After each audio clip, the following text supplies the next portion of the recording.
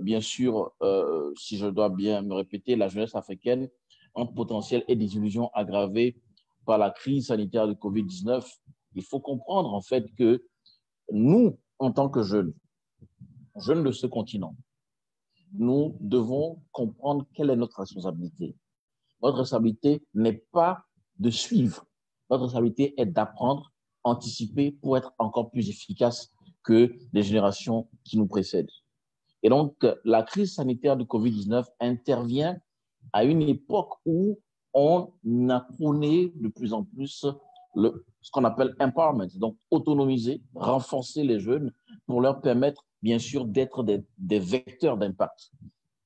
La crise sanitaire intervient également à une époque où nous avons également beaucoup plus d'opportunités que par le passé. Je dis toujours, lorsque je parle de la question du leadership des jeunes et bien sûr de l'entrepreneuriat, qu'il soit économique ou social, et je sais que ma très chère Aminata va sûrement s'appesantir sur l'aspect de l'entrepreneuriat social, mais d'un point de vue général, nous avons que la génération du salariat a progressivement laissé place à la génération de l'entrepreneuriat, de l'auto-emploi et bien entendu, je vais dire, des compétences intellectuelles en freelance, c'est-à-dire que c'est pour parler des consultants d'une certaine manière. Nous avons hérité donc de nos parents, de nos grands-parents qui étaient plus dans une perspective salariale avec une sécurité de l'emploi, une stabilité, je vais dire, économique, donc revenu moyen dans le temps, prolongé dans le temps et tout ça là. Ah, et nous passons à une génération où l'emploi n'est plus automatique, n'est plus garanti, mais dans le même temps, nous sommes amenés à penser à comment inspirer notre environnement, inspirer nos semblables, porter des idées novatrices. Et donc, nous sommes à la croisée des chemins où autant il y a des opportunités, autant des dangers nous guettent. Parce que lorsque vous n'avez plus la garantie de l'emploi, tout en ayant des perspectives sans limite en termes de possibilités de créer de la richesse, dans le même temps, vous n'avez plus les mêmes, comment on dit, les mêmes, je veux dire, filets sociaux, filets de garantie sociale qui vous protègent de certains écueils. Vous êtes un peu, je vais dire, livré à vous-même. Et quand cette crise sanitaire intervient, elle ne devient plus, elle ne demeure plus sanitaire. Elle est sanitaire pendant quelques semaines, quelques mois. Rapidement, elle devient économique, elle devient sociale et même politique. Et même politique. Donc, nous devons comprendre que notre engagement est de construire une génération qui soit positive, qui soit d'abord capable de dire oui, le verre est pas rempli, mais est-ce que je le vois à moitié vide ou à moitié plein? Le verre doit être d'abord vu à moitié plein. Ça veut dire qu'il y a une marge de croissance dans tout ce que nous faisons.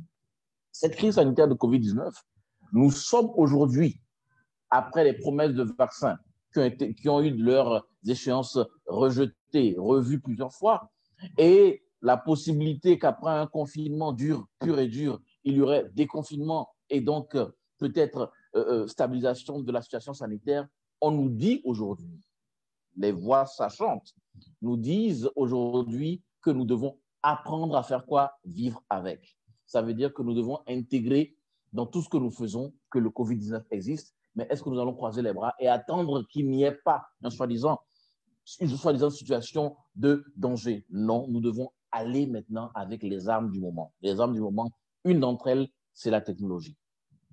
Le jeune est celui qui enseigne parfois et généralement à son parent la technologie. Alors, est-ce que la technologie va être utilisée seulement pour des selfies en ligne, des stories Snapchat, ou elle va être utilisée maintenant pour construire ce que nous voulons, l'avenir que la jeunesse est supposée piloter pour rendre hommage à la génération précédente qui lui a quand même donné la possibilité d'être éduquée dans un environnement de transition entre le passé et l'avenir.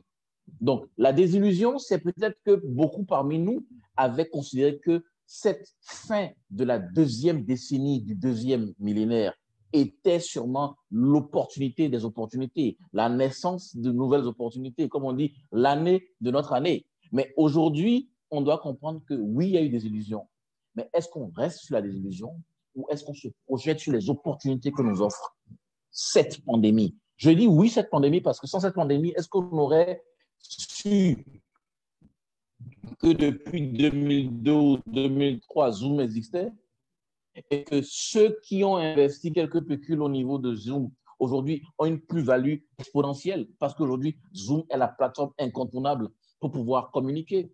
Est-ce que nous aurions été capables de dire qu'on aurait économisé des billets d'avion, des locations de voitures ou des chambres d'hôtel parce que juste avec cette plateforme, nous avons des amis du monde entier qui peuvent communiquer.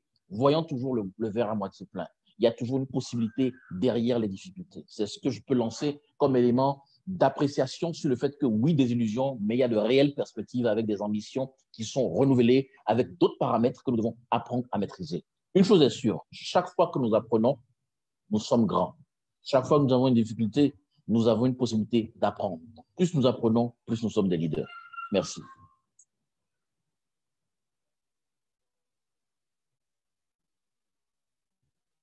Votre volume. Monsieur Kodjo, votre volume. OK, merci beaucoup. Merci infiniment pour votre intervention. Je pense que le décor est bien planté pour véritablement parler je vais dire, de ce sujet, de ce thème. Et nous avons aussi Madame Alavo qui est là, qui nous suit aujourd'hui, elle est aussi, comment dire, elle fait partie, je vais dire, des panélistes du tout premier panel que nous avons eu dans la matinée. Je voudrais profiter pour lui faire un clin d'œil, pour la saluer, pour son engagement et pour tout ce qu'elle fait pour soutenir donc cet événement. Et à votre suite, je vais donc donner la parole cette fois-ci à Madame, comment dire, la présidente de ISEC Côte d'Ivoire, pour qu'elle puisse aussi se prononcer sur le sujet. Et si vous avez des éléments de réponse, vous pouvez toujours revenir, d'accord, monsieur Adonis, si vous avez des éléments de réponse, vous avez des contributions à faire, après, vous pouvez toujours revenir à la suite donc, de Madame Aminata. Alors, Madame Aminata Esther Traoré, vous êtes avec nous? Merci. Oui, je suis avec vous. D'accord. Quel est votre premier son de cloche par rapport à notre sujet pour ce panel? OK. Merci bien. Bonsoir tout le monde. Bonsoir ceux qui nous suivent. Et OK, je dirais plutôt par ce thème-là, à commencer par définir ce que nous sommes en tant que jeunesse africaine d'abord. Quand on parle de jeunesse africaine, quand on parle de notre potentiel et tout ça. Donc, une définition que j'aimerais apporter à cette jeunesse africaine-là, comme M. Adonis l'a dit, c'est une jeunesse qui, aujourd'hui, je crois, qui travaille réellement sur ce qu'elle peut apporter plus à notre communauté ou à l'impact même qu'elle peut apporter. Donc, c'est plus, je dirais, une jeunesse, peut-être 10 ans en arrière qui ne se souciait plus ne se souciait plus du développement de notre société ou qui juste attendait avec la main et tout ça, mais c'est plutôt une jeunesse plus entreprenante. Pas seulement parler d'entrepreneuriat, mais plus entreprenante dans les actions et tout ce qui a un impact positif. Et nous avons ces connaissances-là, nous avons ces capacités et même par nos expériences aussi. Je prendrai seulement notre expérience ou une petite partie de cette jeunesse-là. Je fais partie membre de notre organisation.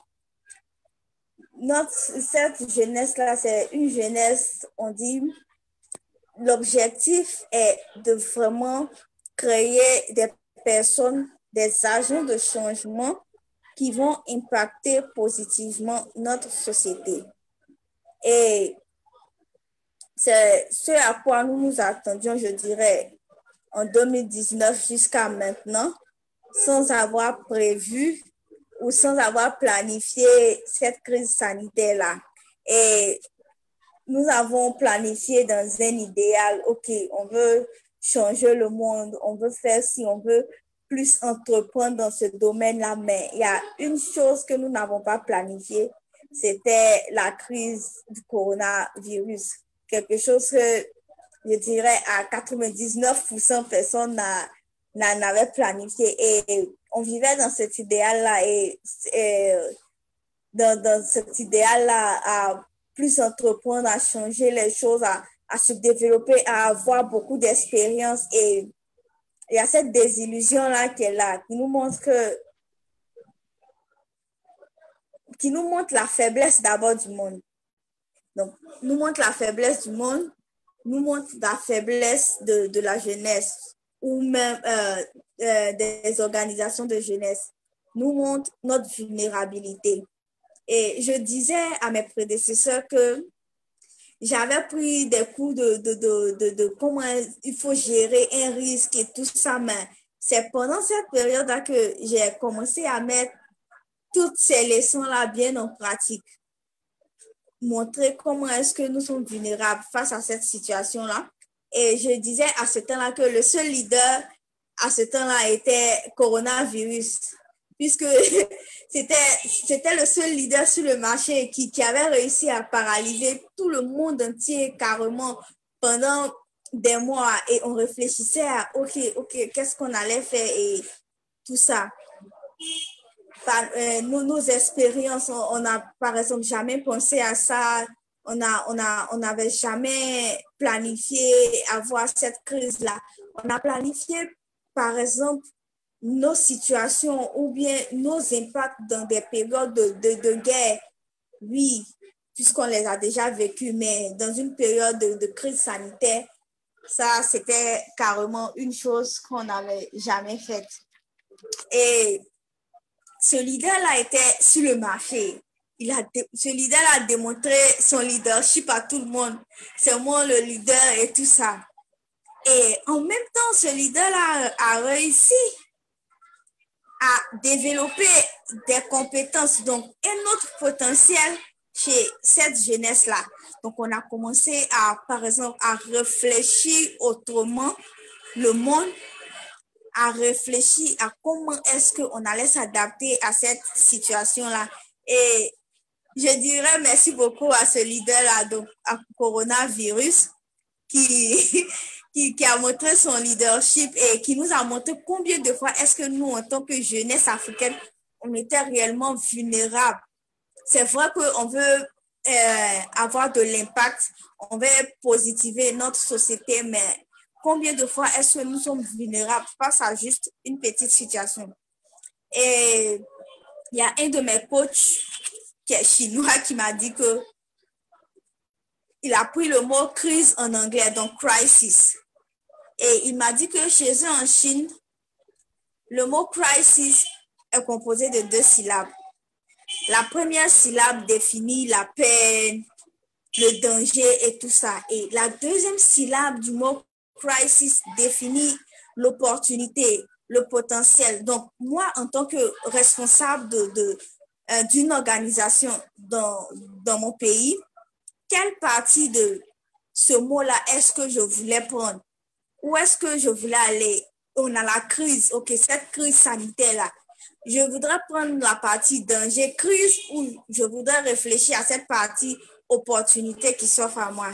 Et alors, il lui a dit, bon, finalement, tu as raison, je prends carrément la partie opportunité, juste parce que je me suis dit qu'en tant que jeune, j'avais du potentiel seulement que peut-être ce potentiel-là ou mon idéal dans lequel je vivais a été aggravé par la crise sanitaire. Mais face à mon potentiel, cette désillusion-là n'a carrément pas lieu d'exister. Donc, c'est un peu ça.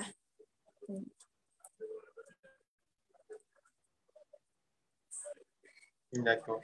Merci beaucoup pour votre intervention. Je pense que l'un des objectifs que nous visons à travers ce panel, c'est bien entendu de faire prendre conscience aux participants de l'énorme potentiel d'impact que la jeunesse, d'accord, a pour pouvoir quand même surmonter cette période que nous traversons. Je voudrais donc demander à M. Adonis, est-ce que vous pensez aujourd'hui qu'il y a des choses de façon technique spécifique que les gens puissent faire, que les jeunes notamment puissent faire pour s'en sortir, pour véritablement sortir de la tête de l'eau, si je puis m'exprimer ainsi, si tant est que nous constatons aujourd'hui que cette jeunesse qui a été présentée comme étant l'avenir, comme étant, comment dire, cette course avec assez de potentialité, aujourd'hui, on se voit en quelque sorte handicapé par cette crise sanitaire. Je pense qu'un élément qui vient à point nommé dans notre développement, c'est clairement le réseautage.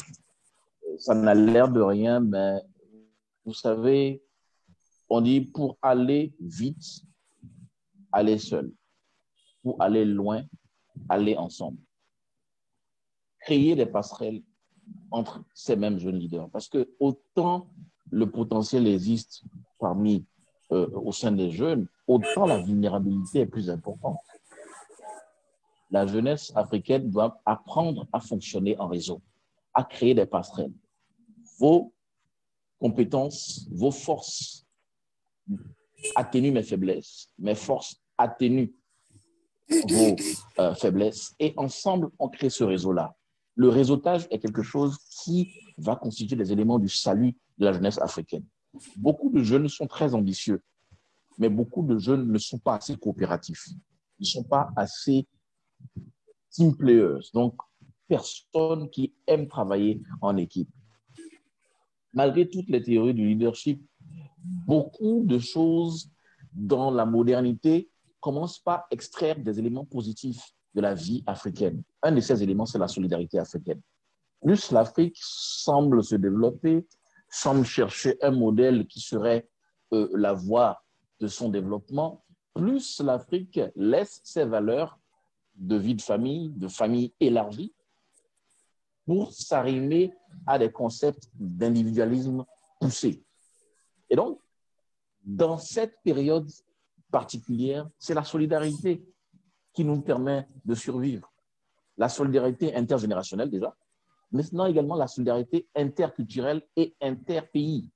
Parce que, vous savez, chaque pays vit son expérience. Mais le fait de partager nos expériences de façon constante et d'en tirer le maximum nous permet d'être beaucoup plus efficaces, tout simplement. Et je pense qu'un facteur qui n'a l'air de rien, qui semble simple, le réseautage n'est pas assez exploité. Il faut qu'on travaille notre capacité à fonctionner en équipe, à échanger sur les plateformes qui nous permettent en fait de tirer leçon les uns des autres, des expériences que nous vivons. Ensuite, il y a que la formation n'a pas de substitut. Se former de façon formelle ou informelle n'a pas de substitut. Vous ne pouvez pas faire des choses dont vous n'avez pas de maîtrise. Vous ne pouvez pas accomplir des choses sans comprendre les secrets qui s'y prêtent. Donc, il faut déjà réseautage, formation, auto-formation. Parce que si nous n'avons pas la capacité de profiter de cette explosion technologique qui coïncide elle-même avec cette pandémie, nous n'aurons pas la possibilité d'avoir un post-Covid, si vous voulez, qui soit en fait quelque chose qui soit bénéfique pour nous. Sinon, nous aurons une série de crises qui vont être des choses qui découlent de la crise sanitaire elle-même. Donc, la première chose, c'est que le jeune doit apprendre à travailler en équipe, à coopérer, à élargir son réseau, son champ de contact, mais également doit s'engager à chaque jour, comme je dis, dormir moins bête, se former formellement ou de façon informelle et en même temps partager en permanence ces expériences-là. Merci beaucoup, Monsieur Adonis. Madame, Aminata, vous êtes toujours avec nous. Monsieur Adonis a parlé beaucoup plus du réseautage, de la solidarité africaine. Il est revenu sur la formation. Pensez-vous qu'avec votre expérience au niveau de AESEC, ceci est possible, ceci est facile à faire? Sinon, on connaît tous, je suppose, hein, que nous savons tous ce qu'il faut faire. Que quand on est beaucoup plus ensemble, on a de Est-ce très que bons je vous résultats. entends difficilement? Allô, c'est bon maintenant, vous me recevez? Ok. Oui, alors C'est je bon, vous ça peut être. entends. Oui, ça Alors, j'explique. s'entrecoupait. D'accord. J'expliquais à l'instant que Monsieur Adonis est revenu sur les thèmes comme réseautage, comme formation, comment dire, comme solidarité africaine. Et j'expliquais également que nous sommes tous conscients de ce que nous avons à faire. Quand on est ensemble, on a beaucoup plus de très bons résultats. Alors, qu'est-ce qui empêche, selon vous, avec votre expérience à AESEC, qu'est-ce qui empêche les jeunes de pouvoir véritablement travailler en équipe?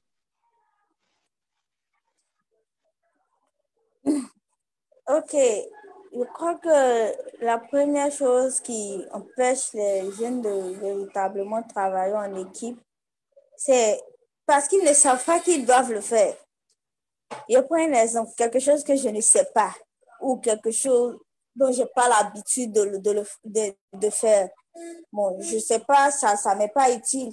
Un jour, je disais à quelqu'un comme ça qu'il y a beaucoup de choses, par exemple, qui se transmettent de tradition en tradition, c'est-à-dire de génération en génération. Et quand il y a une génération, par exemple, qui coupe ce lien-là, c'est difficile pour ceux qui viennent après de pouvoir s'adapter. Si, par exemple, on parle de solidarité africaine, nous, on n'était pas, par exemple, nés à ce temps-là. Nous, l'époque où nous sommes nés, on ne parle plus de solidarité africaine ou de travailler en communauté.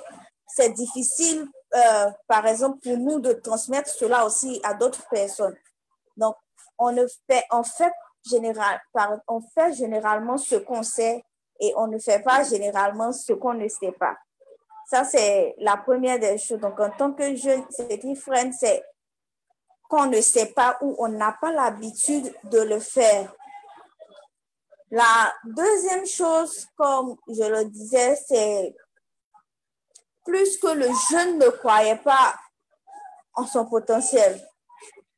Le jeune africain ne croyait pas, quand je parle de jeune africain, je vais plus prendre le côté l'Afrique subsaharienne ne croit pas réellement en son potentiel. Et souvent, on se compare, on dit les anglophones sont plus, ils osent plus, ils sont plus entreprenants que les francophones. Et pourquoi?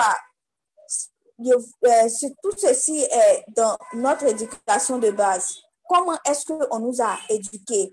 Comment est-ce qu'on nous a façonnés? Est-ce qu'on nous a éduqués avec une éducation ou dans une éducation où, par exemple, on nous laissait nous développer nous-mêmes ou nous explorer nous-mêmes, où on a grandi dans un environnement où tout était prêt. Quand tu veux faire quelque chose, on dit non, tu ne sais pas le faire. C'est par exemple tes parents qui doivent le faire pour toi et tout ça.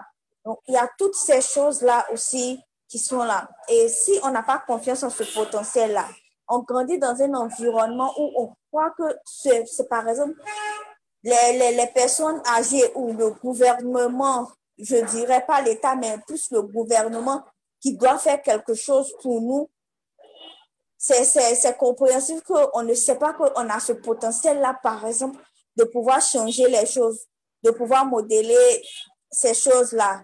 Et ça devient difficile, soit par exemple, de travailler en équipe ou de travailler en synergie avec d'autres personnes pour évoluer. Mais je crois que maintenant, nous, en tant que jeunesse, on commence à comprendre que, comme M. Adonis l'a dit, si on veut aller encore plus loin, il faudrait vraiment qu'on puisse travailler en communauté.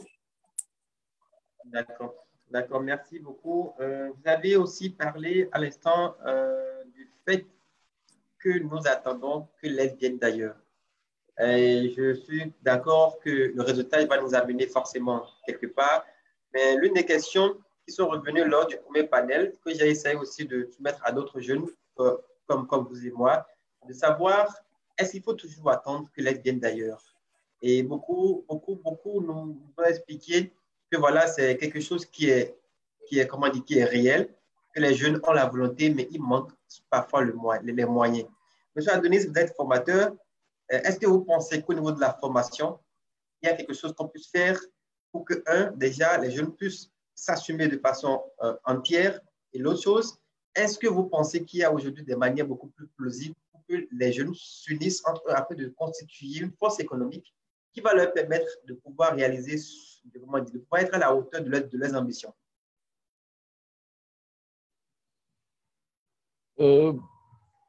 Faire le pont entre ailleurs, quelque chose venu d'ailleurs, et l'engagement à former, se former. D'abord, moi, je pense que c'est trop facile de penser que tout ce qui vient d'ailleurs est meilleur que chez soi. Et comme on dit, je vais utiliser un adage pour ironiser. À beau mentir qui vient de loin. Celui qui vient de loin de moi veut me montrer que chez lui, c'est super. Il va m'apprendre à rendre chez moi aussi beau, aussi grand, aussi bien, par quelques considérations qui voudraient nous montrer qu'on a tout à apprendre des autres. Bien au contraire, bien au contraire. Aussi, on va ironiser, mais avec l'histoire qui est réelle. Hein? Léopold Sédar Senghor enseignait la grammaire à des Français en France, s'il vous plaît. Donc, ça veut dire que nos forces intrinsèques peuvent nous permettre même d'être la lumière ou des lumières pour les autres. Mais avec cette parenthèse de partage un peu anecdotique sous le ton de tirer un peu le sourire chez nous, il faut comprendre une chose, c'est que se former doit avoir un but. Nous devons avoir un plan pour nos vies. Nos vies doivent être basées sur une planification.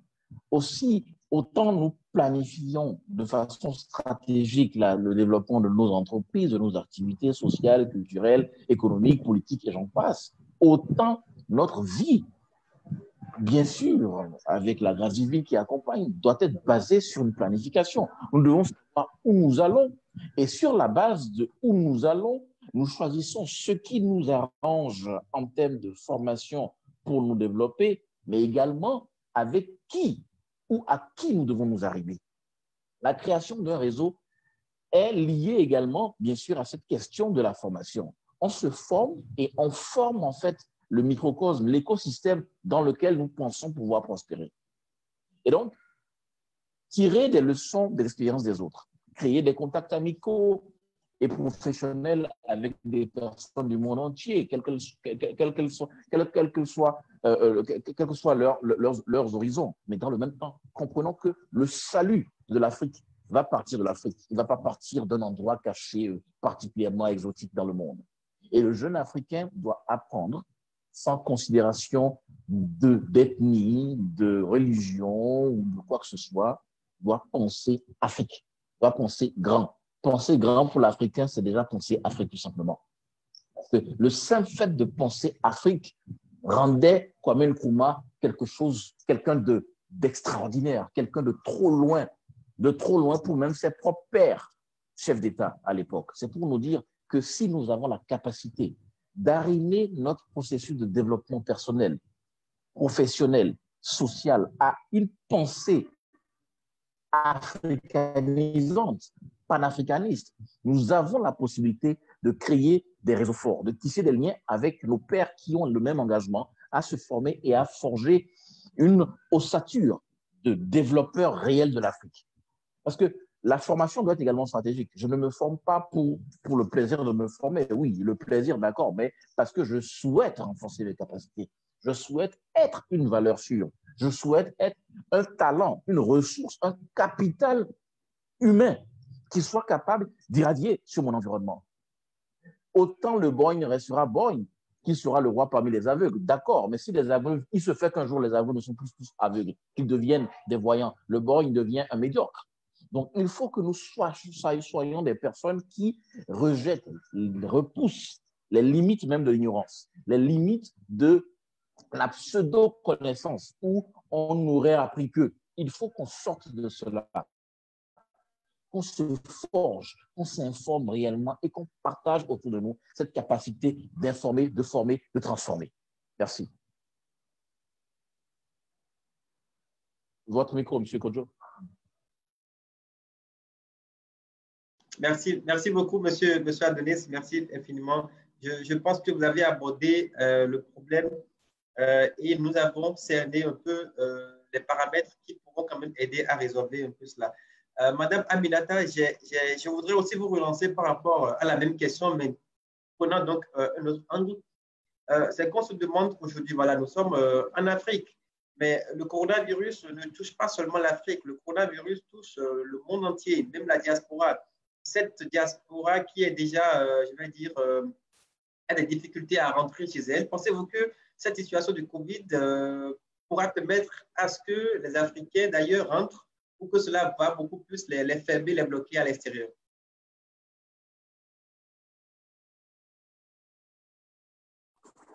Allô? Oui, allô?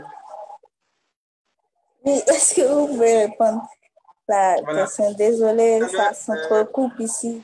Voilà, quand on parle de cette thématique, quand on parle du rôle de la jeunesse, quand on parle de ce que les jeunes peuvent faire pour changer l'état du continent, on se rend compte que l'Afrique, ce n'est pas seulement les Africains qui sont sur le continent africain. Il y a aussi d'autres Africains qui sont ailleurs.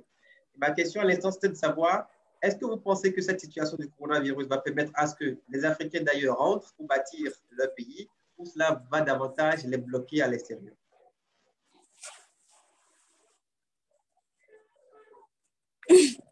Ok, merci beaucoup pour cette question. Je dirais, la première réponse, je dirais, on n'a pas besoin d'être chez soi pour travailler à transformer chez soi.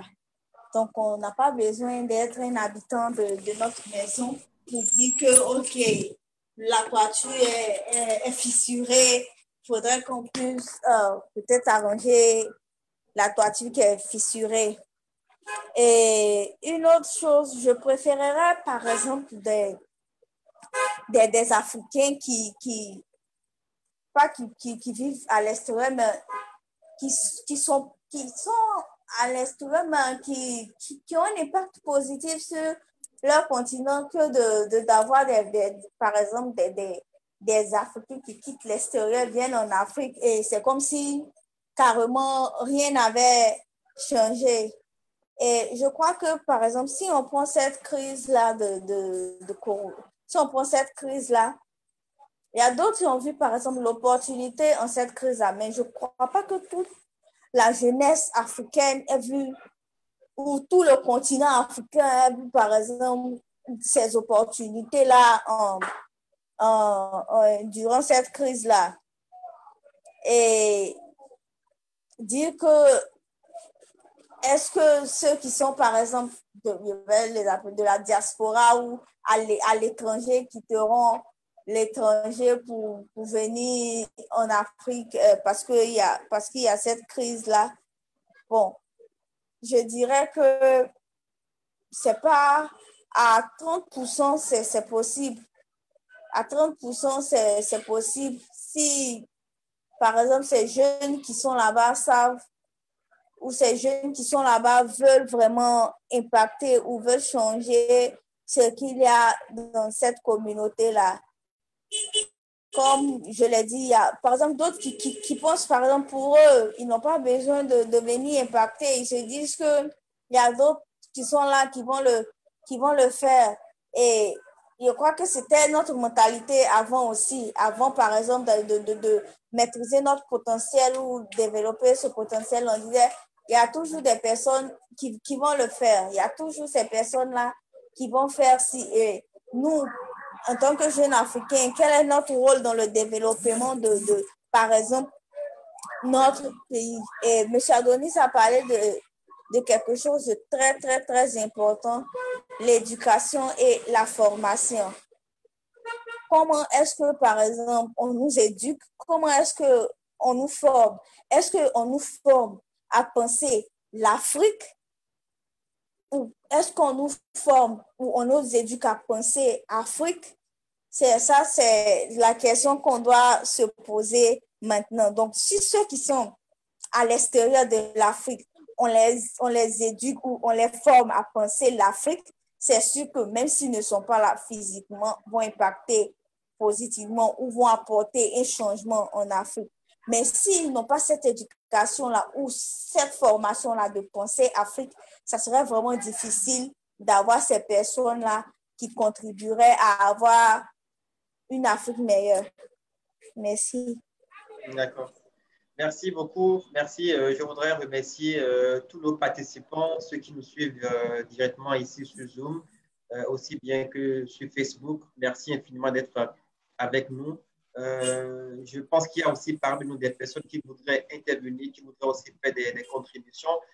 Je vous reviendrai tout à l'heure après donc, les échanges avec nos deux panélistes. Je tiens encore à remercier les organisateurs de cette quand même de cette activité, de cette conférence internationale qui vise notamment à aider les jeunes, mais aussi à apporter aussi des outils d'accord de travail pour que ensemble nous puissions voir dans quelle mesure sortir notre continent, dans quelle mesure bâtir encore beaucoup plus notre continent et faire rêver les Africains pour que désormais, quand on parle de l'Afrique, qu'on soit encore plus fiers. Je sais qu'on est déjà fiers de notre continent, mais on dit souvent que tant qu'il y a à faire, c'est que rien n'est fait. Et c'est le moment pour moi de saluer aussi Mme Yvette Cessi Alabo, qui est de nationalité béninoise et est spécialiste en communication, marketing et sociale. Elle est aussi, comment on dit, spécialiste des questions relatives à la gestion de projet et elle fait partie des organisateurs, comment on dit, principaux de cette conférence. Je tiens à saluer donc Icône 360 degrés pour tout ce qu'elle fait pour la jeunesse africaine. Alors, Monsieur Adonis, je voudrais revenir un instant à vous pour parler un peu des facteurs, d'accord, des facteurs qui bloquent l'émergence de la jeunesse africaine. Vous savez que nous parlons du Covid qui est déjà quelque chose qui nous bloque, mais nous avons vu de par les interventions qu'il y a aussi une opportunité et que quand nous arrivons à analyser de façon beaucoup plus comment dire, pointueuse, nous voyons qu'il y a des opportunités, même si difficiles, d'après des opportunités dans cette condition que nous vivons. Mais à part le coronavirus, est-ce que vous pensez qu'il y a d'autres facteurs qui bloquent l'émergence de la jeunesse africaine? Je crois qu'à travers mon développement, je vais dire, positif, on peut trouver les pendants négatifs. Le premier facteur serait l'afro-pessimisme. Ça n'a l'air de rien. Ça a l'air de quelque chose qui est comme une redite, mais l'afro-pessimisme nous guette toujours. On est toujours dans la possibilité de tomber dans un piège qu'on nous fasse croire que c'est le dernier des continents, c'est le continent où rien ne peut prospérer. C'est à nous déjà d'être mentalement forts pour lutter et briser les chaînes de l'afro-pessimisme. C'est un réel danger qui nous guette. Ensuite, comme j'ai dit, le modèle de développement que l'Afrique a choisi. Est-ce que l'Afrique a été capable à un moment donné de choisir son modèle de développement? L'Amérique a choisi le sien. L'Europe a choisi le sien. L'Asie également a choisi son modèle de développement. Je pense que le seul continent, en fait, qui n'a pas vraiment choisi son modèle de développement, je veux dire les deux, sont l'Amérique latine, donc l'Amérique du centre et du sud, et l'Afrique, qui ont été en fait influencés par et les colons et ce qu'on peut appeler toutes les formes d'impérialisme. Parce que, en fait, chaque endroit du monde, chaque pôle de développement du monde essaie d'influencer, en fait, non seulement avoir peut-être un pôle de développement, chaque entité stratégique, géostratégique essaie d'être un pôle d'influence. Déjà, culturellement, nous n'arrivons pas à faire la transition entre le passé et l'avenir sans perdre nos valeurs intrinsèques. Donc, ce danger-là, l'acculturation même de l'Afrique est un danger. Parce que si on vous fait croire que tout ce qui vient de chez vous, tout ce qui est issu de chez vous, produit par vous, est négatif, en fait, on a déjà gagné la bataille. C'est la bataille de l'influence, la bataille de la pensée. Vous savez, on a été dans la fin de la pensée unique. Mais la pensée unique, à la base, c'est un affrontement entre différentes pensées. Et maintenant, l'Afrique choisit son camp. Soit il est capitaliste à l'époque, soit il est communiste. Donc, vous savez, on est toujours dans un combat d'idées. La bataille des idées commence d'abord par savoir qui nous sommes, qu'est-ce qu'il y a de positif en nous, atténuer ce qu'il y a de négatif en nous par le décuplement de ce qui est positif en nous, et ensuite savoir que toute forme d'introduction de la modernité ne doit pas être au détriment de la préservation de nos acquis aussi bien culturels, sociaux, économiques et politiques. Le modèle politique que l'Afrique a choisi, quel modèle est-il? L'Afrique va au gré du vent la plupart du temps. Les chefs d'État africains, les décideurs africains sont-ils capables de s'asseoir et dire voilà notre position en tant qu'Afrique? Je regarde un peu la Libye. Qu'est-ce qui s'est passé? Qu'est-ce que l'Afrique a pu dire d'une seule voix? Impossible. Donc, ce qui nous guette, c'est de ne pas être maître de nos idées, de nous faire accepter que l'afro-pessimisme, donc que ce qui vient de nous n'est pas bon, n'est pas vendable, n'est pas... Écoutez, l'Africain moyen, quand il voit un produit venu de l'Afrique, un produit venu d'Europe, quelle est sa réaction naturelle? Qu'est-ce qui fait qu'on est arrivé à ce niveau-là où on pense que ce qui vient de chez nous n'est pas aussi potable? Voilà les dangers, parce que c'est des combats d'idées, c'est des combats d'influence, des jeux de pouvoir. Mais le pouvoir est d'abord le pouvoir de la pensée, avant d'être politique, économique et tout ça là. Après, tout ce qui vient par la suite, la technologie et tout ça là, c'est comment nous mettons en musique nos capacités, notre réseautage et mettre vraiment en activité nos visions. La vision que nous avons pour l'avenir passe d'abord par savoir qui nous sommes et ce que nous sommes fiers d'être d'abord. Merci. D'accord. Merci beaucoup. C'est le moment pour moi de faire rapidement un résumé pour dire que nous avons abordé notre thème qui a donc rapport, bien entendu, à la jeunesse africaine et à la pandémie du coronavirus. Et nos panélistes ont partagé avec nous déjà les difficultés que nous rencontrons actuellement. En même temps qu'ils nous ont parlé des difficultés, nous avons aussi quand même eu des éléments de réponses, des solutions que nous pouvons aussi mettre en œuvre afin de pouvoir quand même dire résorber cette situation, même si nous sommes conscients de ce que le coronavirus ne va pas disparaître du jour au lendemain, il nous est aujourd'hui permis de vivre avec et de nous habituer à cela, de continuer à travailler afin d'atteindre nos objectifs et de réaliser nos rêves. Parce qu'on ne pourra pas forcément croiser les bras et attendre que les choses s'améliorent. Et je voudrais donc à cet instant inviter nos participants à poser leurs questions. Mais avant, j'ai M. Thierry Martial qui a fait le vœu d'intervenir aussi à ce niveau. Je voudrais déjà savoir, M. Thierry Martial, qui est M. Thierry Martial Tchangolé, il est entrepreneur industriel, actuel point focal national de Space Generation Advisory Council au Bénin. Il travaille donc sur la vulgarisation et l'usage des technologies de l'espace auprès de l'ONU et la NASA. Alors, il est également ancien membre, vice-président de AESEC Bénin. Et à sa suite, je vais demander aussi à Mme Alavo si en tout temps vous avez aussi des contributions à faire pendant ce panel. Vous êtes aussi la bienvenue, vous pouvez toujours contribuer et apporter votre lumière dans ce que nous faisons actuellement. Alors, Monsieur Thierry, si vous êtes, Monsieur Thierry Martial, si vous êtes avec nous, je voudrais vous accorder la parole pour pouvoir dire, voilà, on y va. Ok, bonjour, bonsoir à vous tous. J'espère que vous me recevez bien. Oui, nous vous recevons.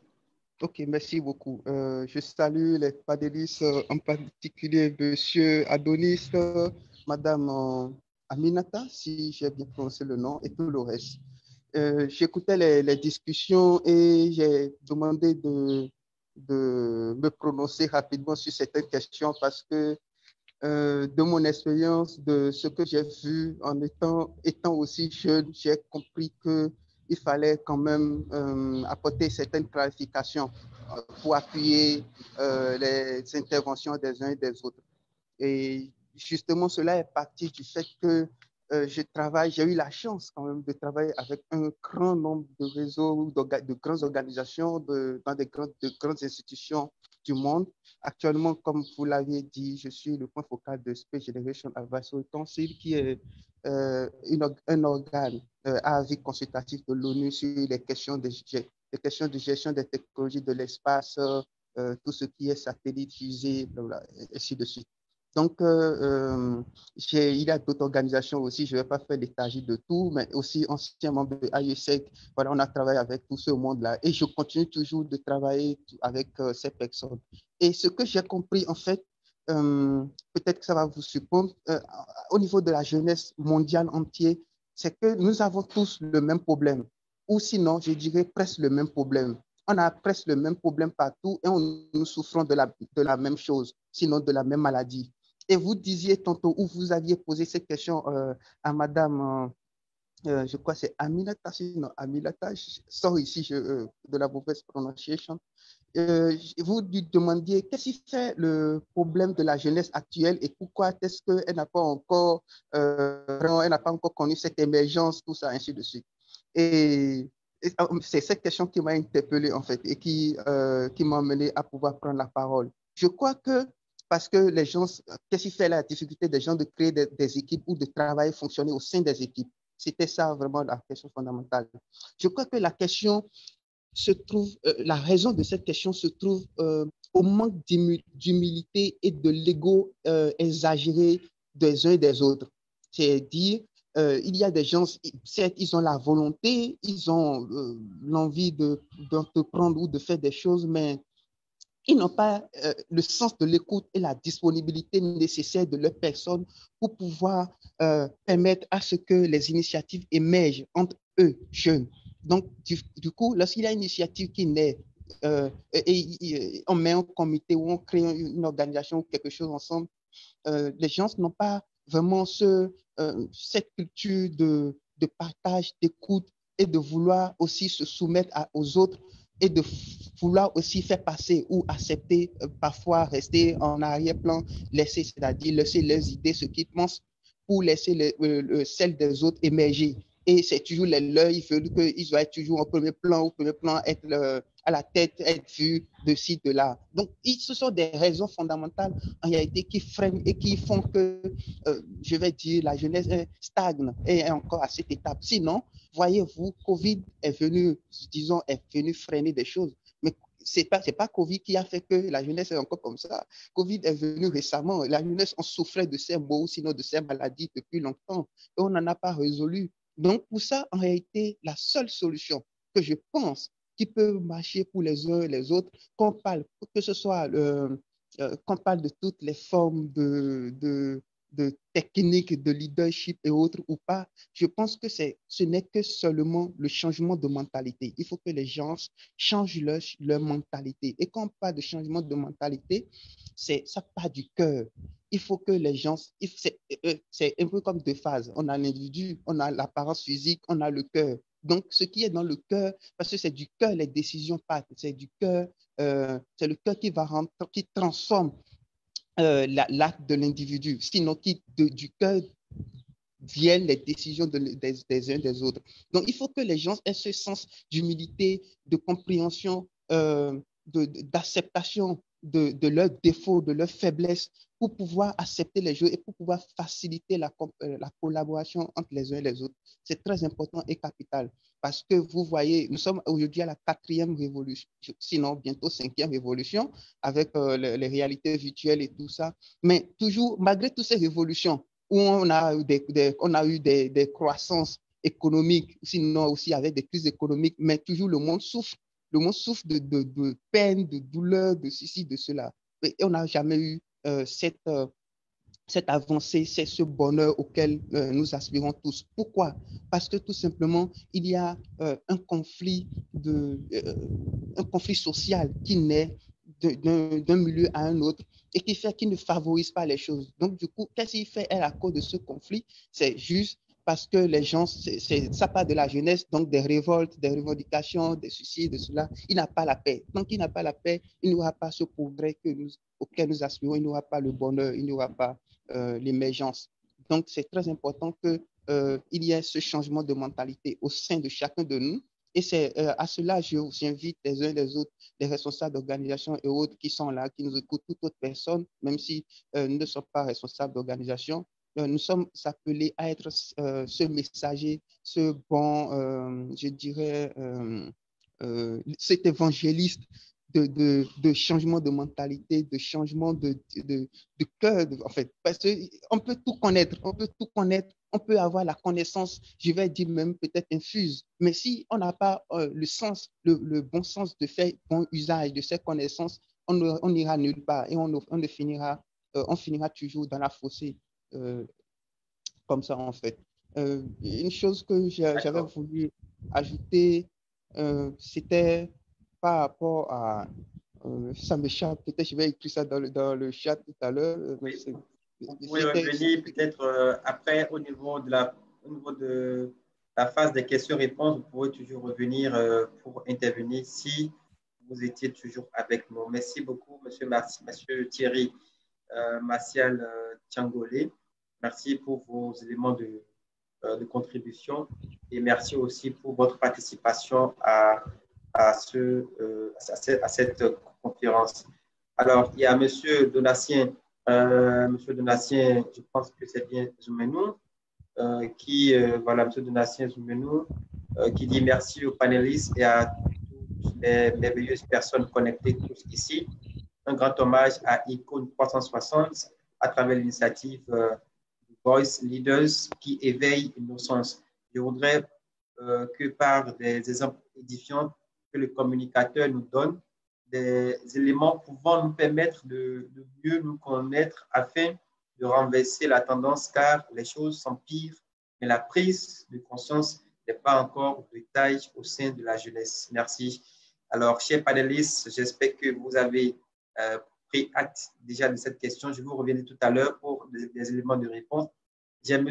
Fabrice Kwame qui dit « Bonsoir, cher modérateur, je suis Fabrice Kwame, étudiant ivoirien en communication pour le développement et j'aimerais me prononcer sur les problèmes liés à l'émergence de l'Afrique en général et de la jeunesse africaine en particulier. » D'accord. Monsieur Kwame, on va vous donner la parole tout à l'heure, mais ce sera bien après Madame Alavo, qui est directrice et cofondatrice, voilà, j'y arrive, directrice et cofondatrice de l'ONG Icône 360, principale organisatrice donc, de la conférence internationale Voice to Leaders. Madame, vous avez la parole. Alors, bonjour à tous et merci de me donner l'opportunité d'intervenir assez rapidement. Mais avant cela, j'aimerais saluer ABSD qui a été également, qui a fait partie de l'organisation et qui est en train de nous suivre également. C'est une organisation de jeunesse basée en Côte d'Ivoire que je salue déjà à travers son président. Merci de nous avoir aidés à la réussite justement de cet événement. Alors, je vous laisse rapidement dire que c'est vrai, on parle de jeunesse, on parle de Covid, on a parlé de prise de conscience également. Je me pose en fait une question. Je me demande si réellement nous jeunes, est-ce qu'on est conscient que nous avons un problème? Est-ce qu'on est conscient qu'il y a quelque chose à faire changer? Parce que du moment où on est conscient, on commence par réfléchir, on commence par chercher les stratégies et maintenant on passe à l'action. Mais je me rends compte qu'avec justement cette crise du Covid, déjà quand on va sur le terrain pour sensibiliser, pour comprendre un peu comment les populations s'en sortent, je vous avoue que eux tous disent que cette maladie, ce n'est pas une maladie de noir, que c'est une maladie de blanc. Première chose. Donc déjà, par rapport à ce contexte, je me dis que est-ce que réellement l'Afrique a su saisir cette opportunité? Parce que quand moi je fais une lecture assez transversale de tout ce qui s'est passé pendant les 6 premiers mois de l'année, cela, moi, m'a montré en fait que le système capitaliste en lui-même était en train d'atteindre peut-être son apogée parce qu'ils n'ont pas su faire face comme il le faut à cette crise. Et nous, en tant qu'Africains, on avait l'opportunité, à travers un certain nombre de réflexions, de se mettre ensemble pour pouvoir trouver peut-être de meilleures solutions ou réfléchir au moins. Et je me rends compte encore une fois qu'on est souvent allé en rang dispersé. Et au jour d'aujourd'hui, chaque pays a adopté son protocole vis-à-vis justement de cette pandémie. Et après, l'après-virus, l'après-coronavirus, ou bien tout ce que cela a engendré après comme difficulté, que ce soit au niveau de la jeunesse, au niveau des entrepreneurs, je me rends compte que il n'y a pas, on ne s'assoit pas autour de la table pour penser à long terme. Et on s'assoit toujours autour des tables pour pouvoir penser juste à court terme. Qu'est-ce qu'on peut faire maintenant? Et non penser à long terme. Et je crois que en termes d'opportunités que cette pandémie nous a apportées en Afrique, je le disais tantôt au cours d'un post il y a quelques mois, que nous n'avons pas encore pris conscience justement des réalités de cette maladie et des opportunités que cela pouvait nous offrir, tant sur le plan innovation, sur le plan sanitaire et sur le plan économique. Et aujourd'hui encore, je sens que même si on dit que l'Afrique s'en sort bien, elle s'en sort bien, mais qu'est-ce qu'elle en fait quand on dit qu'elle s'en sort bien par rapport à cette pandémie?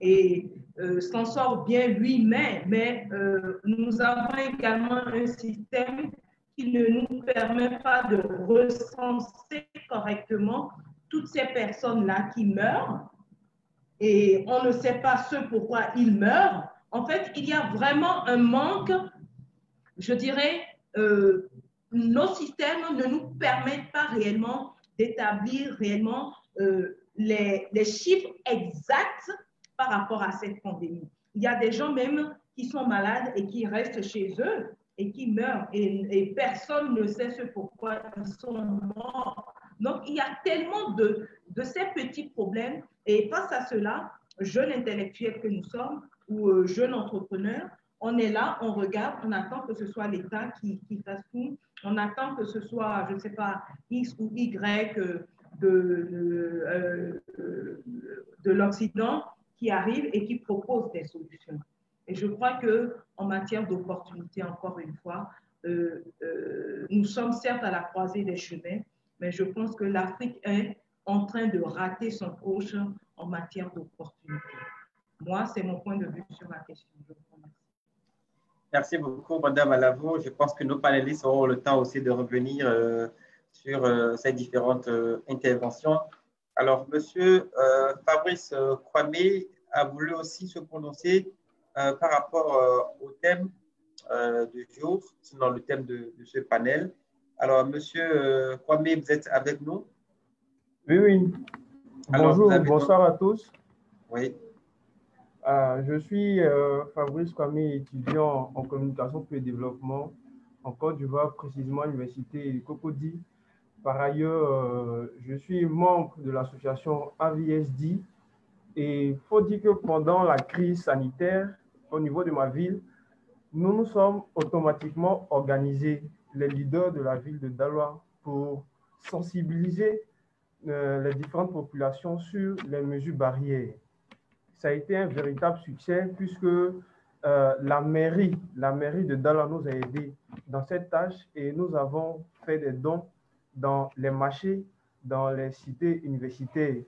Par ailleurs, nous sommes passés aussi dans les différentes radios de proximité, notamment dans les villages, où nous avons transmis des messages en langue, l'idée de faire le lien entre le message transmis par le gouvernement et les populations qui n'avaient véritablement pas d'informations concrètes sur la dite maladie.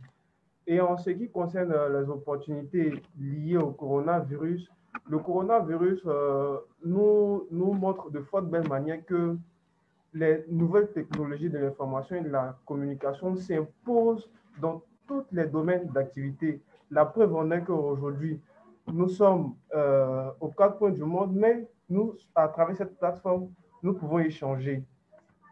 Et Internet aujourd'hui s'impose. Donc, raison pour laquelle nos leaders politiques devraient, à mon sens, instaurer des formations qui puissent favoriser ce volet-là. Au niveau de notre département de communication à l'université, les cours sont essentiellement centrés sur la théorie, alors que actuellement, ces systèmes, ces maquettes de cours ne répondent pas forcément aux besoins du présent. Donc, il faut nécessairement, pour nos dirigeants politiques, penser le développement autrement en s'assurant que les formations mises en place puissent aider les différents pays de l'Afrique à pouvoir prendre son envol vis-à-vis de l'Occident. Et aussi, le troisième point de mon intervention, c'est que nos modèles de développement, comme le disait M. Adonis, sont essentiellement centrés sur des modèles occidentaux qui n'ont forcément rien à voir avec les réalités, le potentiel, les richesses de l'Afrique. Donc, il faut penser le développement autrement en réactualisant tous nos systèmes d'activité en lien avec le développement. Et j'aimerais aussi saluer M. Adonis pour sa brillante intervention. Je retiens qu'il faut d'abord créer un réseau, un réseautage, se faire former et aussi pratiquer l'auto-formation qui est un chemin vraiment indispensable à la réussite. Donc, voilà en quelques mots ma contribution. Merci à vous. OK. Merci à vous également, M. Fabrice Kwame, pour votre intervention. Je rappelle que nous avons aussi comme organisateur de cette activité l'organisation AVSD, Association of Volunteers for Social Development. Et nous avons également la chance d'avoir le président avec nous qui a aussi souhaité se prononcer sur la question. Chers panélistes, je parle toujours sur votre contrôle. Nous allons revenir tout à l'heure à vous pour votre intervention vis-à-vis de la contribution des uns et des autres au cours de cette discussion. Alors, monsieur, j'ai eu des difficultés à prononcer votre nom. Vous allez bien m'excuser si je l'écorche. Monsieur Yenehwe, je vous aide donc là en direct. Vous avez envie de vous prononcer par rapport au sujet. Vous êtes le président de ABSD, Association of Volunteers for Social Development. Allô, vous êtes avec nous? Monsieur le président de ABSD. Oui, bonsoir. Bonsoir, bienvenue dans ce direct. Oui, bonsoir monsieur. Oui, vous me recevez? Oui, nous recevons 5 sur 5. Vous pouvez y aller, il n'y a pas de souci. Ok, super. Ok, avant tout propos, je tenais personnellement à remercier Madame Yvonne Alavo, présidente de Icône 360, et M. Rami, et aussi à tous nos brillants panélistes qui ont accepté de nous accompagner dans cette initiative. Et merci aussi à tous nos participants. Et nous saluons l'initiative de cette conférence internationale, Voice to Leaders, car pour nous, il est vraiment essentiel de donner la parole aux jeunes leaders africains afin de penser au développement de l'Afrique selon leurs ressentis et selon la vision qu'ils ont de l'Afrique. Et cette conférence est la bienvenue pour nous permettre d'interagir et d'être interconnectés entre nous jeunes Africains. Relativement à la thématique, je voudrais déjà pas trop parler là-dessus, mais dire déjà que les panélistes ont brillamment réagi dessus.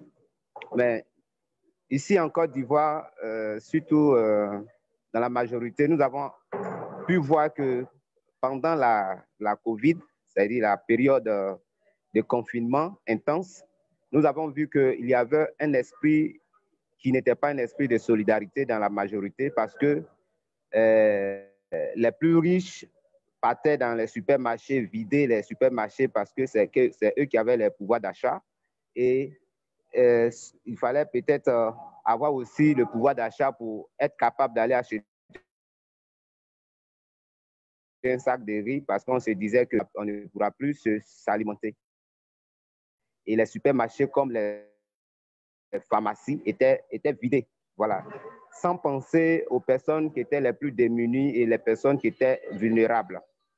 Et dans cette perspective, nous, en tant que jeunes bénévoles, association des bénévoles pour le développement social, nous avons pu, en collaboration avec notre partenaire ICON 360 au Bénin, nous avons pu être auprès des populations dans des quartiers précaires où nous avons pu apporter assistance en vivres alimentaires.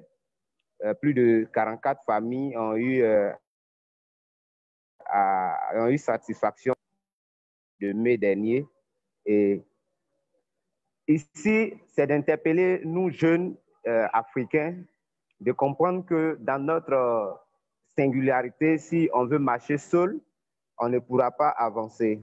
Et il faut une action de solidarité, une action de collaboration entre jeunes afin de penser et de faire face aux problèmes que rencontre l'Afrique et de tenter de trouver des solutions qui seront à même de pouvoir nous sortir de certaines conditions.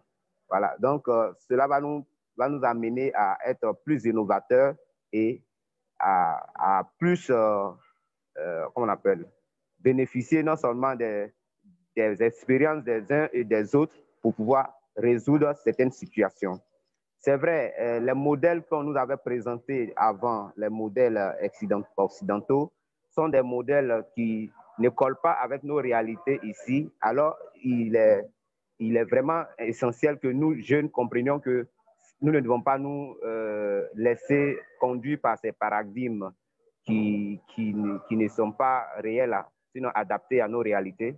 Alors, on doit pouvoir être initié à l'esprit d'innovation et surtout à l'esprit aussi d'équipe, travailler collaborativement entre nous jeunes, mutualiser nos différentes intelligences afin de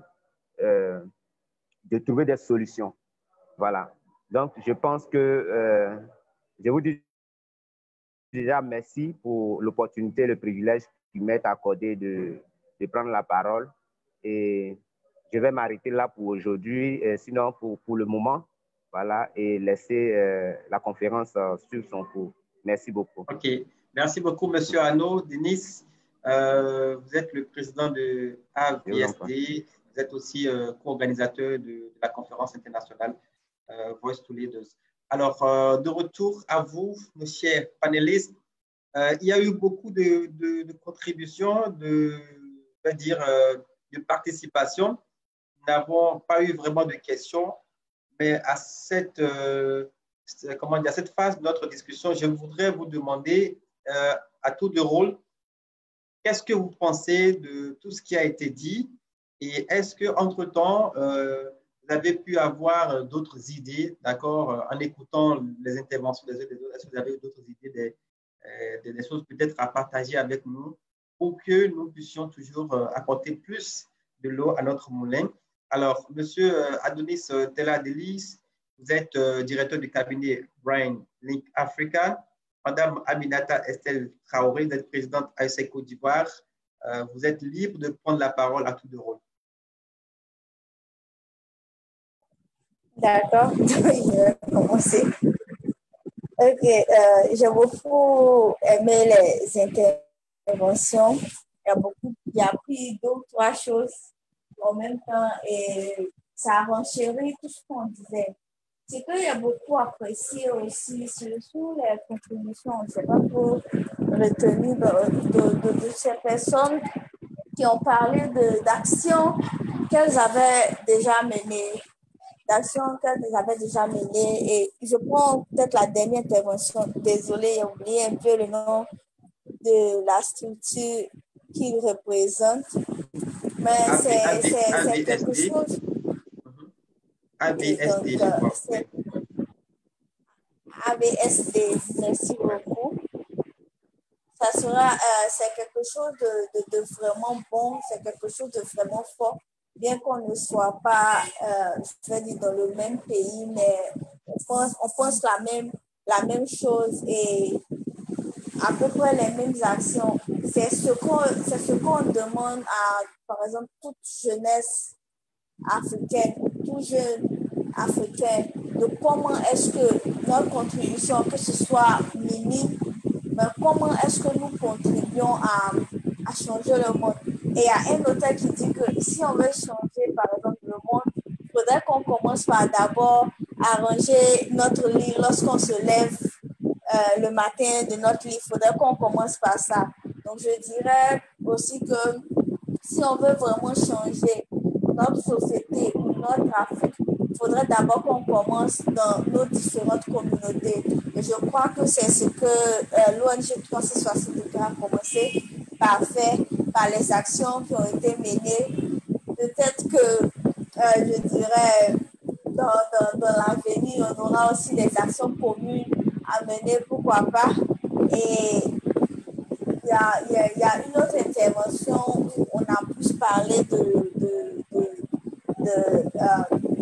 cette jeunesse-là. C'était Mme Alavo qui disait que est-ce que les jeunes même comprennent ou voient le potentiel qu'il y a dans cette crise-là? Et effectivement, ce sont des questions qui se font poser partout où, par exemple, en tant que jeune, on se dit cette maladie-là n'existe pas, la maladie, c'est pas pour les Noirs, la maladie ne touche pas ce genre de personnes. Donc, il y a ces préjugés-là, il y a cette éducation-là qui doit changer, ces préjugés qui doivent changer afin qu'on puisse prendre conscience du potentiel que nous offre. On va laisser ce côté de peine, de danger, de destruction que cette crise sanitaire-là a eu. On va plutôt se pencher sur le potentiel ou l'opportunité que cette crise-là nous offre aujourd'hui. Comment est-ce que cette crise-là nous donne l'opportunité de refaçonner